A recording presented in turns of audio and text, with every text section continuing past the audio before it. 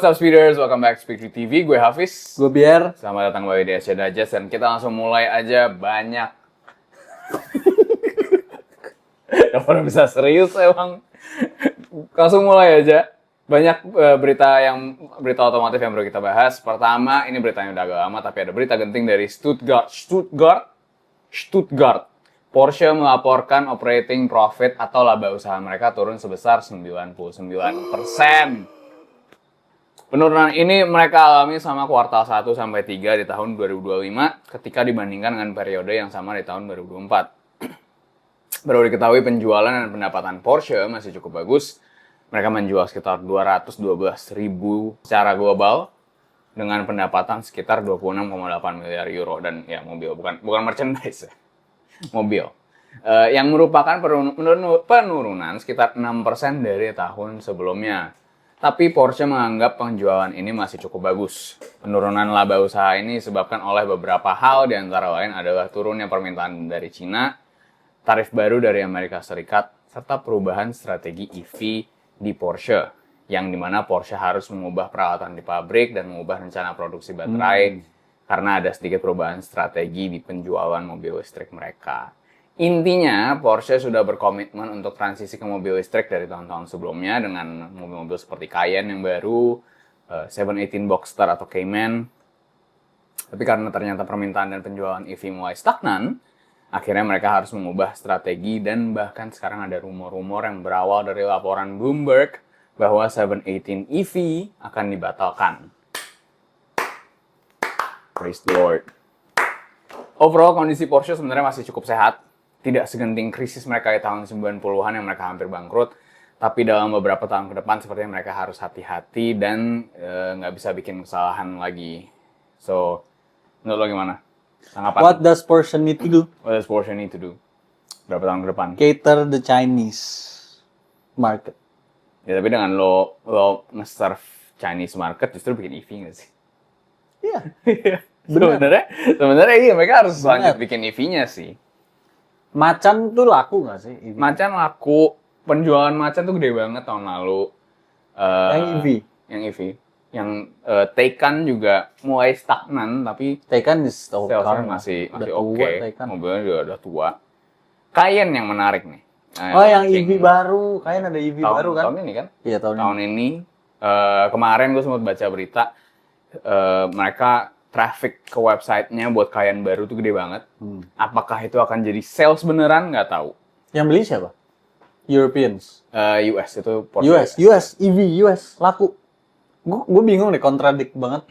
Katanya EV sales down di US, tapi ada EV sales naik di US. Tapi Porsche, Cayenne, gitu kan Cayenne tuh kan historinya panjang kan sebenarnya di US. Penjualan di US tuh waktu Cayenne baru keluar gede banget dan memang mobilnya tuh Amerika banget sebenarnya gitu. Dan sekarang ada versi elektriknya, jadi kayaknya banyak customer US yang cukup tertarik. Tuh, bagus. Jadi ya sebenarnya EV kayaknya mungkin yang nggak perlu dibuat adalah 718. Iya, nggak usah. Karena Sports car nggak usah. Mobil sports lu bikin listrik pasti nggak laku. Kemungkinan besar sih nggak akan laku. Tapi kalau kayak Cayenne, Panamera versi listrik, terus Macan gitu-gitu, versi listrik kayaknya perlu ya. Apalagi listrik tuh crossover ya, harus pasti laku. Crossover, sedan gede gitu tuh sebenarnya oke banget. Dan pasarnya kayaknya sebenarnya masih cukup banyak. Gitu. Dan menurut gue ya, Porsche mesti bikin Panamera EV buat di Cina. Super betul. Luxurious gitu. Sedan di Cina masih laku kan. Gede banget. Bikin Panamera, ada long wheelbase-nya. Terus EV itu kayaknya sih laku di Cina. Karena sales Tesla Model S gitu-gitu juga udah pada turun kan. Jadi sebenarnya ada kesempatan buat Porsche di situ. Model S kan udah discontinue. Iya. Jadi ada kesempatan sebenarnya di segmen sedan EV buat Porsche. Yes. Kalau sports car kayak nggak usah. Dan sports car itu 718 sebenarnya selama ini isunya kan di baterai kan. Iya. Kemarin gue lupa baca di mana. Tapi kalau nggak salah, jadi isunya adalah baterai. Porsche tuh mau bentuk baterai huruf T. Ada yang gini. Ya, huruf T ke belakang gitu. Tapi jadi feel-nya tuh kayak mobil Mid-engine. mid-engine. Tapi opsinya ada 2. Lo bisa punya dua paket baterai gitu. Tapi jadinya harus ada double cooling, double controllernya apa segala macam yang dimana jadi berat, mahal dan lain-lain. Atau bisa bikin satu sel gitu, satu package gitu. Cuma itu lebih ribet, lebih kompleks gitu. Itu lebih bagus tapi lebih kompleks, lebih mahal. Seperti itu. Jadi solusi gue ada satu. apa? My engineer in mind. Apa? Bikin baterai kayak biasa gini. Ya. Cuman di belakangnya ditumpuk aja. Jadi technically lebih berat di tengah gitu. Jadi gini kan. Gini terus baterai ditumpuk di sini. Iya. Ya. Jadi kayak Jadi berat di tengah gitu. Iya, jadi kayak mesin engine. Gitu. Come on, man. Bisa. Hire me. Kayak lagi sudah Pierre memberikan solusi untuk VW grupnya lah. Kita jadi konsultan aja. Porsche kan samanya jadi konsultan. Kayaknya mereka butuh bantuan kita, Pi. Kontak lah. Ya. DM. Ya begitu. Porsche. So, mereka nggak rugi. Tapi dalam beberapa tahun ke depan mereka harus hati-hati banget. Mereka nggak rugi, cuman untungnya turun. Untungnya turun Beda, jauh banget. kalau di bisnis tuh beda. Laba usahanya turun jauh banget. Gitu. Dan nggak hanya Porsche yang tidak baik-baik saja, ekonomi Indonesia sepertinya juga sedang tidak baik-baik saja. Ekonomi lagi susah kalau kata orang-orang. Kalau dilihat dari data penjualan mobil di tahun 2025. Anginnya agak kencang sepertinya mau hujan. Penjualan mobil di Indonesia mengalami penurunan secara keseluruhan di mana penjualan wholesale dari pabrik ke dealer itu turun sebesar 7,2% dan retail sales dari dealer ke konsumen turun 6,3%. 2024 itu penjualan retail sampai 889.000 unit, di tahun 2025 hanya 833.000 unit. Penurunan ini nggak hanya dialami oleh brand umum seperti Toyota, Honda, Hyundai, dan sebagainya, tapi brand mewah juga. Lexus turun 30%, serta BMW dan Mercedes turun hampir 50% kalau gue nggak salah. Gue sempat lihat datanya sekilas juga. Yang turun itu nggak hanya penjualan mobil-mobil entry level, kayak A-Class, seri 3 gitu-gitu, tapi kayak flagship, kayak i7 xDrive 60, itu i7 kayak salah satu mobil termahal BMW sekarang, turun dari 127 unit, jadi cuma 25 unit. Tapi mobil listrik. Oke kan, mobil listrik kan gitu kan. Trennya dari awal biasanya tinggi banget penjualannya, tiba-tiba ntar udah turun. Tapi X5 misalnya, SUV mahal, emang marketnya kan yang full premium, itu dari sekitar 600 unit jadi sekitar 190 unit. Ini datanya kemarin gue baca dari data tahunannya Gaikindo. Gitu. Yang penurunannya relatif minim, cuma Audi. Karena ya jualannya juga dikit dari tahun ke tahun. Benar. Di 2024 mereka jual 25 unit, di 2025 mereka jual 17 unit. Tapi ini artikel menurut gue bias. As in kayak bias tuh bukan bias towards something, tapi kayak membuat perspektif orang kayak disetir gitu loh. Karena yang ditulis yang turun. Tapi baik juga yang naik. Oh iya. Ini yang turun itu sebenarnya secara keseluruhan turun.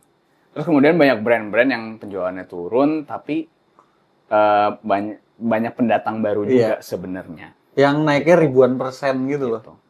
Secara, ya kalau dari dari nol tiba-tiba jual 1.000, naiknya 1.000%. Iya, makanya kayak artikel tuh kayak bisa membuat lu agak sensasional. Tapi ya sebagai anak-anak media kita juga memang kadang mau nggak mau gitu ya. Yang key takeaway yang gue bisa lihat di sini adalah brand-brand lama itu agak struggling di Indo. Karena ada brand baru. Banyak brand baru. Dari Cina, listrik, segala macam. Teknologi baru dengan benefit-benefit yang sangat menggoda. Iya, menggoda. Gitu. Kayak lo mobil listrik kan bayar PKB, isi listriknya murah, running cost-nya murah. Jadi banyak yang mulai kayaknya meninggalkan brand-brand ini gitu. Ada juga yang bilang gini, orang yang traditionalist nggak ngelihat offer mobil tradisional, bukan tradisional mobil klasik, bukan mobil-mobil pemain lama lah kayak Toyota, Honda, BMW segala macam tuh, mereka nggak ngelihat ada yang exciting enough buat mereka beli yang baru, tapi Ya. mereka nggak mau beli brand Cina. Ya, Jadi mereka berhenti aja di sini nih. ya. Kayak holding up to your existing cars aja gitu. Ya, Sedangkan terus orang yang main ke mobil lain. iya, sedangkan Mobil orang second. yang masih baru di mobil, yang nggak ngerti mobil, ya tertarik kayak gila nih ada brand ini bisa ngasih offer gini beli Betul. gitu. Tapi ya secara makronya kelihatannya juga emang Iya. kurang oke.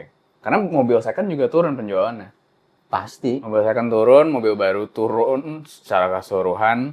Jadi ada segmen pasar yang sepertinya ya udah hilang, Iya. nggak beli Kayaknya mobil. ada pasar yang suka beli mobil itu tuh yang nggak mau beli mobil. Gitu. Tapi pertanyaan gue adalah sekarang Audi harus ngapain dengan penjualannya 17 Simple, unit Bang. itu. Simple banget. Untuk Simple nih again ya. Ini offer dari kita nih konsultan dari Speedgrid ini simple. Satu jawabannya. Oh. Bikin aja showroom lain di mana-mana. Jangan diam teh Haryono. Jangan diam di Haryono doang. Iya, iya, iya. Gila kali. Audi sebenarnya secara image tuh cukup oke kan di Indo. Mobilnya bagus. Mobilnya juga Orang masih satu kali oke. lihat suka. Cuma Masih mau beli ada- mobil miliaran terus. Masih ada prestisnya. Iya. Terus servis cuma di MT Haryono. Di Haryono. Gitu. Ya dealer networknya lah, dealer Iya. network after sales-nya. Simple sih sebenarnya Audi itu. Asal ada kemauan aja. 11 kali 11. 121. Nggak sih? Simple aja. Oke, Audi gitu saran dari kita. Kalau mau Iya. konsultasi lebih lanjut bisa ngobrol. Yes. Langsung aja DM. Nah, berita penting kembali lagi ke berita internasional.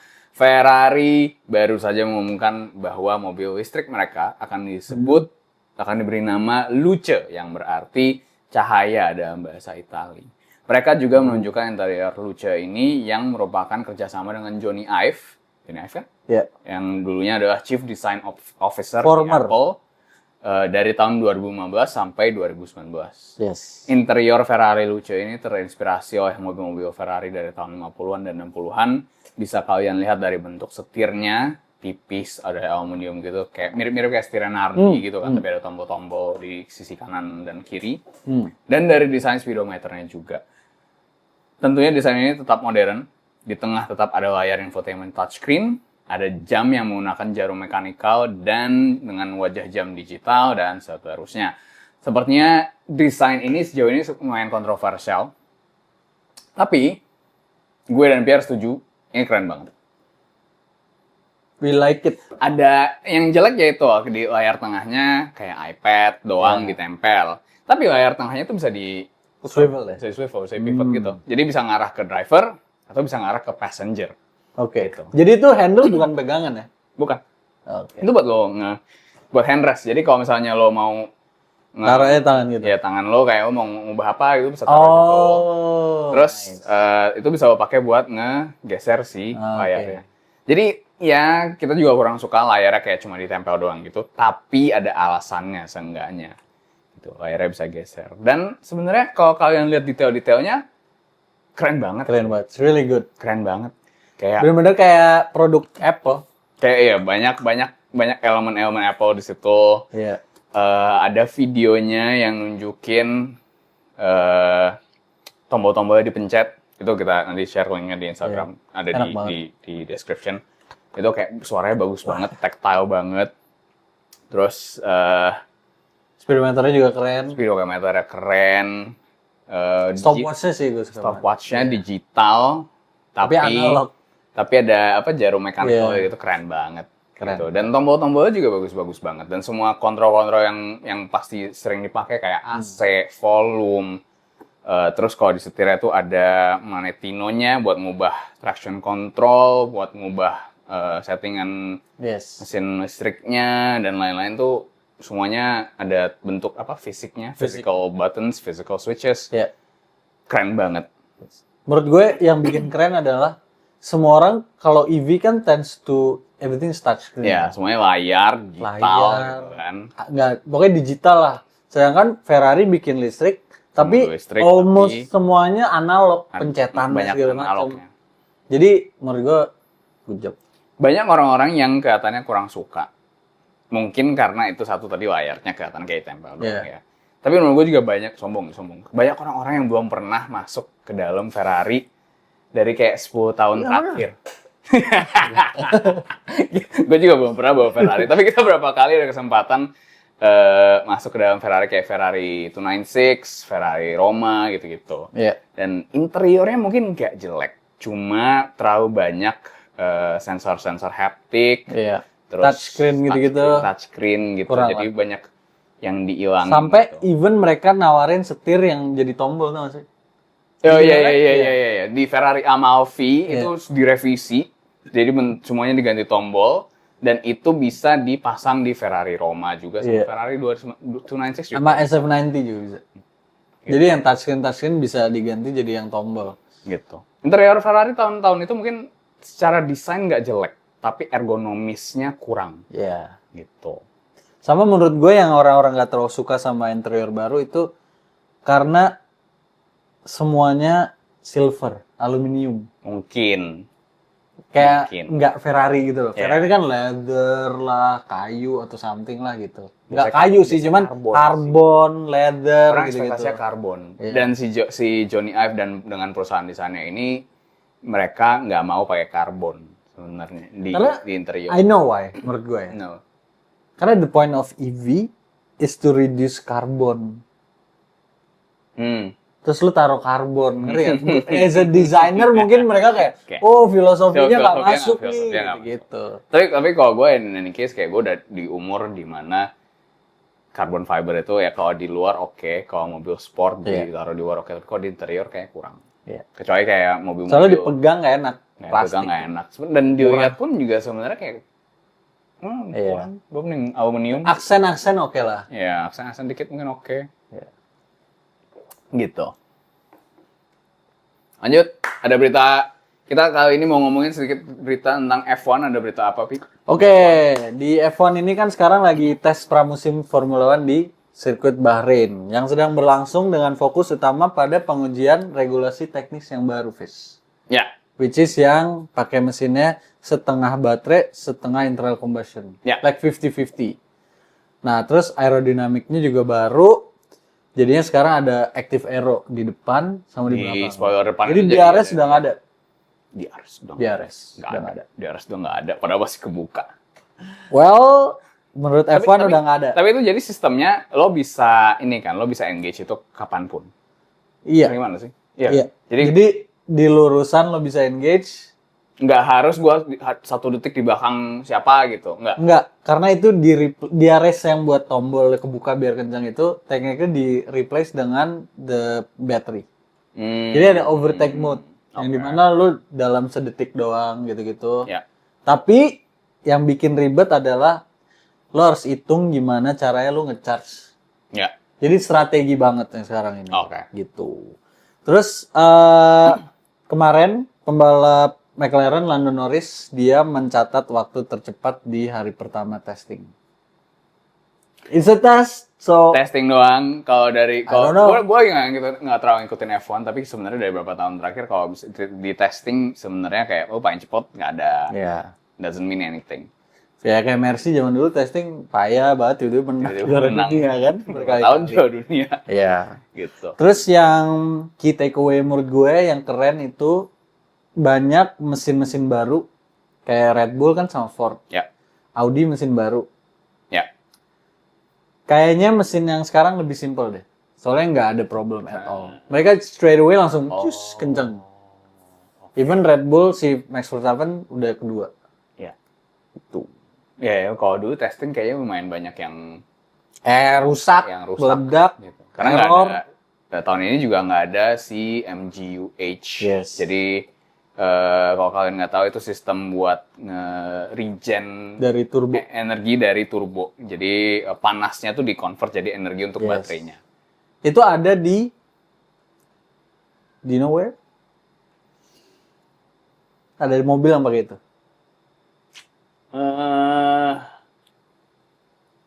Kayaknya bukan Ferrari deh. Nope. MG1 Ada di MG1 sama ada di C63.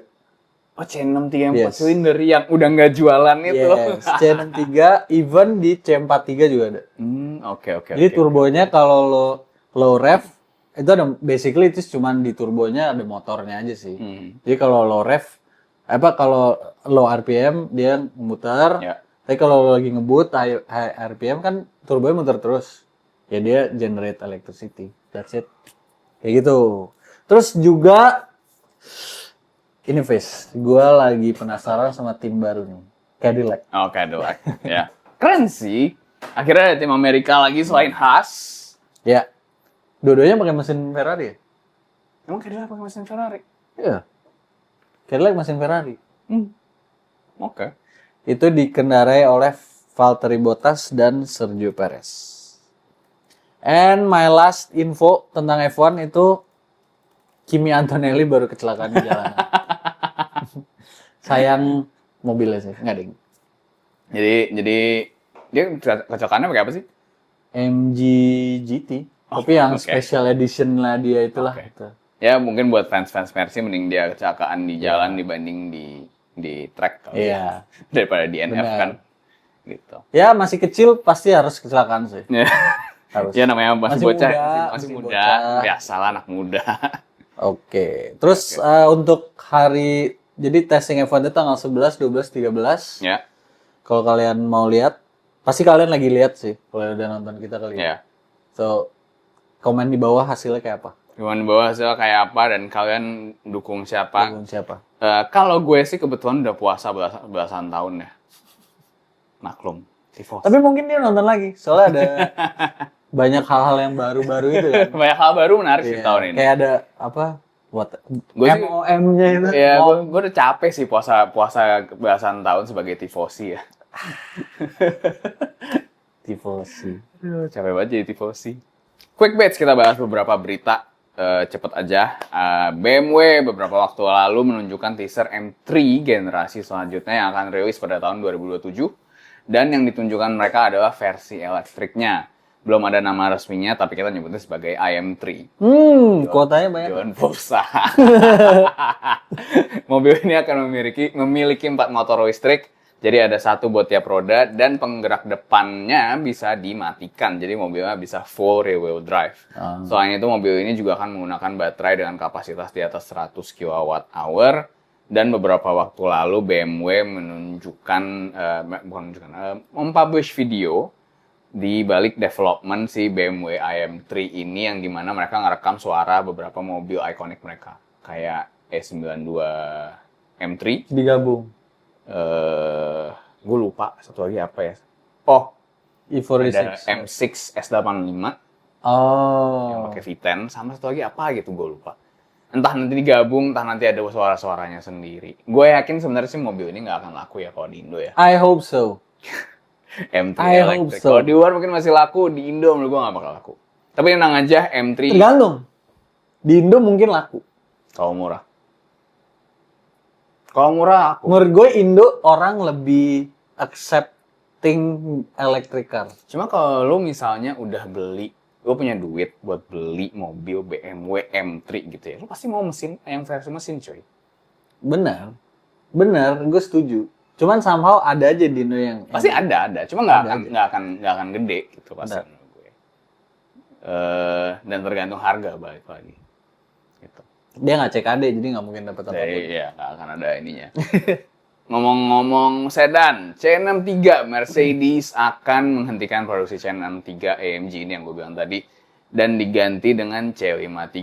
Dikutip dari Car and Driver, hal ini dilakukan karena mesin 2000 cc 4 silinder di C63 itu belum memenuhi standar Euro 7 yang really? ironis kan.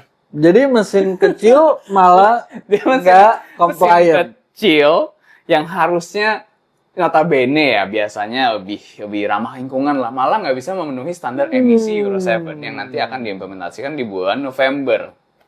Lucu sih.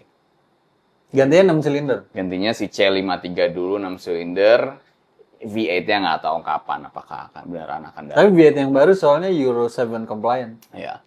The Evo. Cuma kayaknya mungkin mereka tuh Malu. sama sekali nggak, menurut gua nggak malu.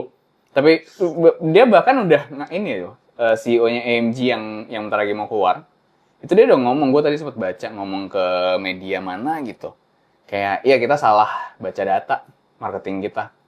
Kita pikir bakal lebih laku. Salah-salahin marketing. Tapi ya gitu, itu C63 akan diganti oleh C53. Menurut gue sih versi V8-nya nanti akan datang. Tapi mungkin kayaknya karena dari awal tuh nggak ada niatan untuk bikin pakai V8, makanya ngadaptasinya lama banget. Gue baru kemarin nonton GLC 53. Kan mereka launching. Pakai mesin baru ini mereka itu, which is updated engine-nya mereka. Terus mereka benar-benar ngasih lihat how loud it is. Dan ternyata dibanding E53 itu keras banget.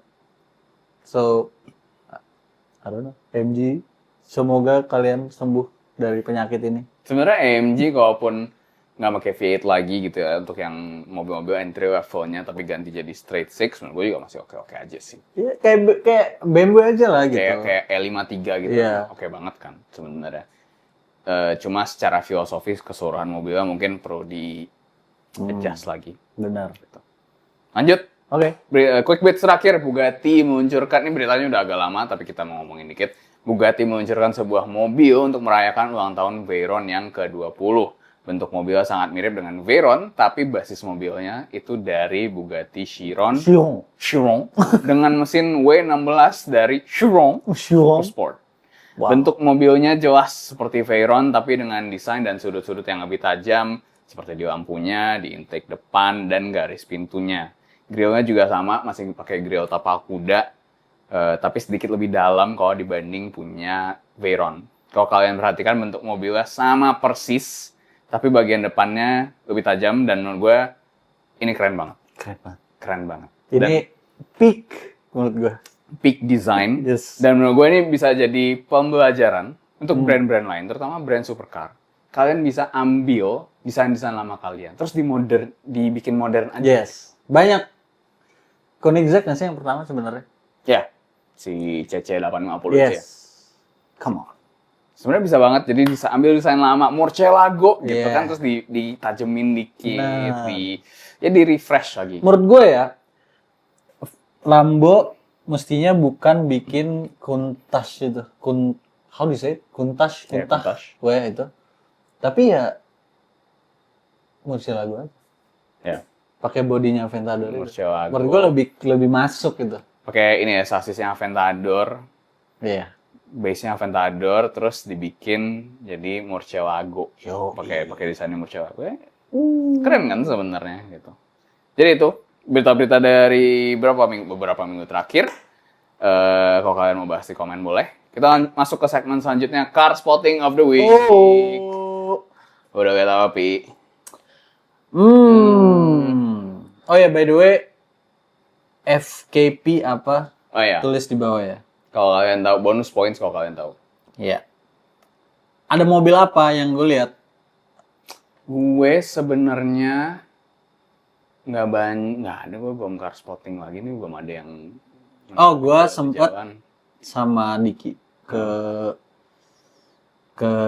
restoran namanya Brezza. Oh ya, gue pernah. Itu ada mobil.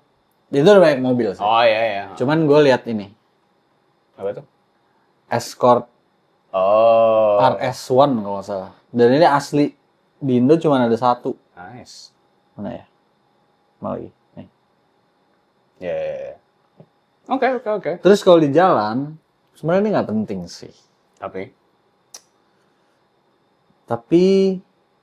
gue liat Bentley lagi. Kayaknya Bentley yang lu foto deh.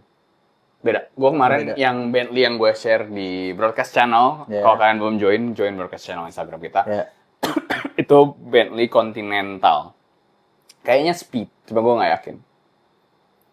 Continental tuh yang mana ya? Continental yang 2 pintu. 2 pintu. Kalau ini yang Flying Spur kan? Flying Spur. 4 pintu. Oh ya, terus gue juga lihat ini. Di dalam satu frame ini ada 2 mobil lumayan jarang. CRZ sama ini ya. C-Class Wagon. W204 Wagon tuh keren sebenarnya. So, keren. Gue nggak banyak. Cuma kemarin gue habis ke acaranya Mercy di World Beyond.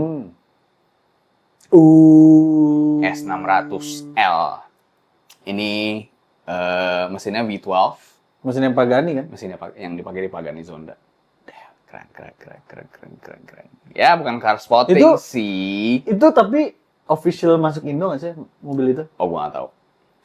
Karena zaman itu punya mobil itu lu seseorang banget ya sih. Lo someone lo beneran ini sih. Lu ngalahin Pak Soeharto lu. Gila. Lo someone influential sih. Gila sih. Gila. Oke. Itu car spotting of the week. Mana yang paling keren? S-Class tadi yang gue lihat atau mungkin mobil yang Pierre lihat, kalian bisa komen di bawah. Trivia. Gue punya trivia. Apa? Berhubung tadi habis ngomongin Veyron. Jadi FKP itu gue kasih tahu sekarang. FKP itu adalah singkatan dari Ferdinand Karl Piëch. Oh, Jadi the guy. dia yang dulu dia CEO-nya VW dulu dan dia yang beli beli Bugatti, beli Bentley, bla bla bla untuk masuk ke dalam VW Group dan dia yang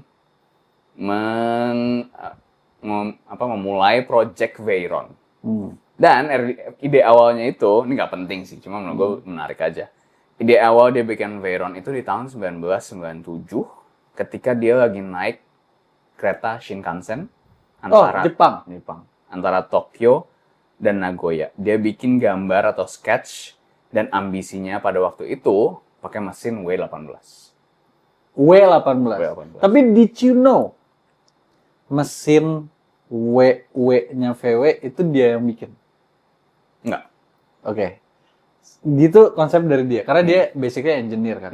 Jadi dia yang desain, dia yang bikin itu semuanya. Terus mesin itu basisnya itu dari mesin Golf yang VR6. Oh iya. Which is dia juga yang bikin. Iya. Itu. Ya, gue pernah baca. Betul. Makanya W12-nya mesinnya dia itu kecil banget. 12 silinder tapi kecil. Soalnya VR6 dikali 2 aja. Ya, sekali 2. Dan bukan W beneran kan sebenarnya. Bukan W beneran tapi Narrow V aja gitu. Cuman ada 2. tetap keren. So, Itu salah satu mobil favorit gue sih dulu. iya. Apa? Si Veyron. Oh iyalah. Keren sih. Jadi gitu. Itu trivia buat di minggu ini. SC Digest, the show where you learn new things every day. Every day? Ya, every few weeks lah. Gitu. Jadi ya, tonton terus SC Digest kalau kalian mau belajar hal-hal baru nggak penting. Tapi lumayan kalau lagi first date gitu kan kayak, lo tahu nggak? Kamu tahu nggak sih? Kalau mau ditinggal sih nggak apa-apa ya.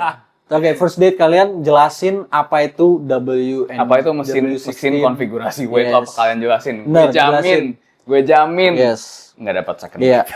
Langsung aja. Kamu tahu nggak VR6 itu apa? Kita ini anak mobil banget ya. Carbors kalau Jeremy Clarkson nyebutnya. Iya. Anyway, segmen terakhir. Oh, ada lagi? Segmen terakhir sebenarnya question. Oh, question dari Cuma mereka. gue belum nanya. Jadi gue punya pertanyaan. Tim. Oh, pertanyaan gue? Pertanyaan gue adalah, selama ini di Speeder Talks, itu selalu ada pertanyaan top 3 car garage. Oh, sekarang kita yang jawab nih. Jadi kali ini kita yang jawab. Oke. Gitu. Dengan aturannya sama, lo punya duit, Iya. nggak terbatas, Iya. cuma boleh punya 3 mobil. Tapi Dan harus di Indo kan? harus di Indo. Jadi mobilnya yang emang udah beneran ada di Indo. Gitu ya. Mobil baru sih bisa apa aja sebenarnya. Tapi kalau misalnya lo mau Veyron di Indo kan ya Nggak bisa, setir kiri kan? ada desas-desusnya, tapi kan Nggak street legal. Nggak street legal. Ya nggak apa-apa juga sebenarnya kalau nggak street legal. Tapi ya nggak bisa lo pakai aja. Dan nggak terverifikasi juga kan. Gitu. Jadi itu. Dan ya dengan situasi dan kondisi lo sekarang. Jadi kayak misalnya, ya ini mobil buat daily, ini mobil buat lo pacaran, buat mobil apa segala macam. Lo apa? 3 mobil. 3 mobil ya? 3 mobil.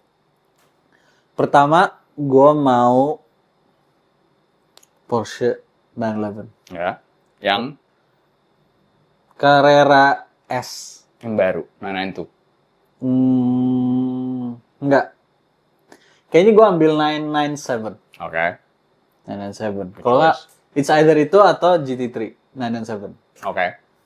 Kedua, gue punya G-Wagon.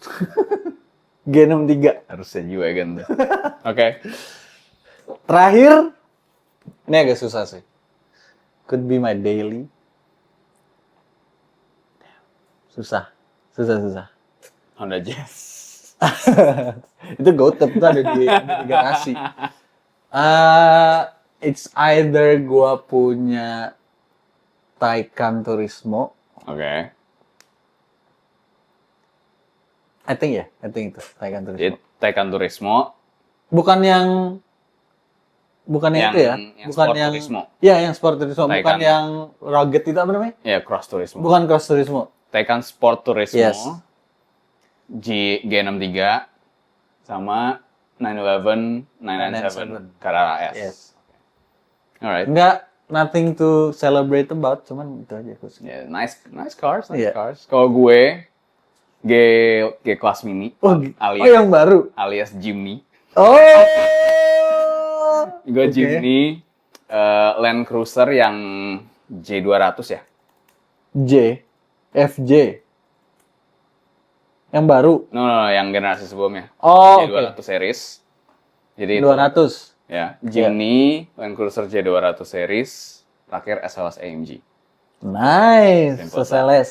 2 mobil yang buat harian, ada 1 SLS. Yes. Pertanyaannya sekarang menurut kalian Komen dong di bawah 3 mobil. Garasi yang mana yang lebih bagus? Garasi gue atau garasi Pierre? Dan kalau kalian mau bikin top 3 cars kayak tadi, coba komen di bawah. Nanti kita rating dari 1 sampai 10 kali ya. Mobil gue 3 culture. Mobil gue culture lah. Iyalah, culture lah. Coba kalian pilih yang mana? Komen di bawah. Thank you guys for watching. We'll see you on the next episode. Bye.